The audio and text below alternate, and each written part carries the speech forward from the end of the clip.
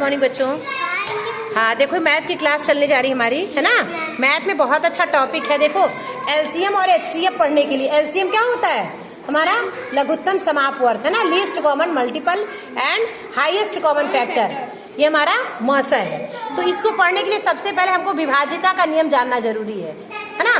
विभाज्यता का नियम में क्या है कि जैसे कौन सी संख्या किससे डिवाइड होगी, है ना। ये जैसे हम करते हैं कि आज हम 2-3 विभाज्यता का नियम पढ़ते हैं। 2 से विभाज्यता का नियम, 3 से, 4 से और 5 से। तो 2 में देखो क्या है, 2 में विभाज्यता का नियम में क्या है, अगर किसी भी संख्या के, है ना, किसी संख्या के इकाई का अंक यानी वंश पे, है ना, इकाई का अंक 0 हो या 2 हो, है ना, 2 से विभाजित हो जाए, इकाई का अंक ऐसा हो जो भी हो वो 2 से हमारा क्या होगा, पूरी संख्या कट जाए।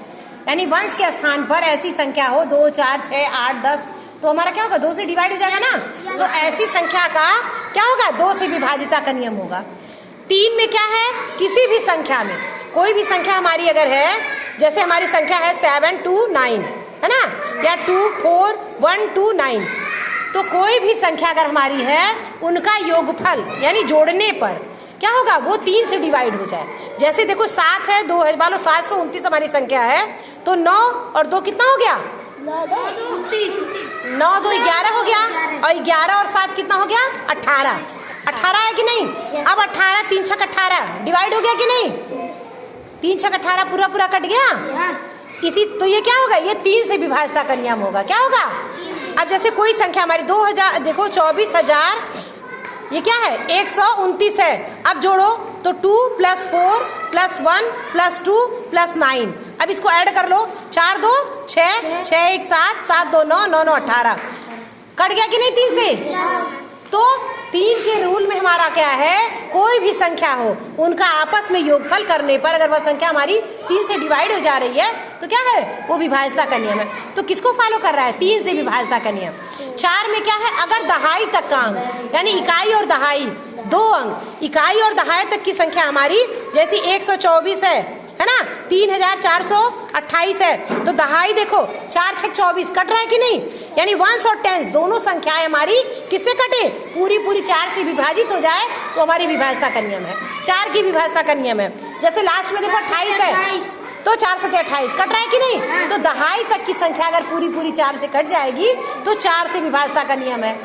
समझ में आ रहा है। 5 में क्या है, इसी तरह से 5 में अगर इकाई का अंक 0 हो या 5 हो, क्या होगा, 0 होगा तो भी वो 5 से डिवाइड हो जाएगा, और 5 होगा तो भी वो 5 से कट जाएगा। तो इकाई का अंक हमारा क्या होना चाहिए, इकाई के अंक पे 0 हो या हमारा 5 हो।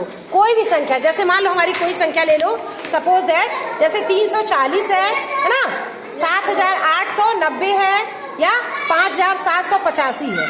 अब देखो यहाँ इकाई का अंक 0 है कि नहीं, तो ये 5 से विभाजित होगा। यहाँ देखो इकाई का अंक 0 है कि नहीं, तो इसको 5 से, अभी तुम 5 से भाग दोगे तो पूरा कट जाएगा। यहाँ देखो लास्ट में 5 है, तो 5 से कटेगा कि नहीं। जिसके भी लास्ट में इकाई का अंक 5 होगा वो हमारे 5 से विभाज्यता का नियम है। समझ में आया। 2 में क्या है, 2 में इकाई का अंक 0 या तो 2 से पूरा कट जाए, जैसे 2 4 6 8 10 इकाई के अंक पे होना चाहिए। 3 में क्या है, संख्याओं का योगफल जो है जोड़ने पर अगर वह 3 से पूरा कट जाएगा तो 3 की विभाज्यता का नियम है। और 4 से क्या है, दहाई तक की संख्या, इस लोग ध्यान से समझो। 4 में अगर दहाई तक की संख्या हमारी पूरी जो है कट जा रही है तो हमारी 4 से विभाज्यता का नियम है। 5 में इकाई का अंक 0 हो या तो 5 हो।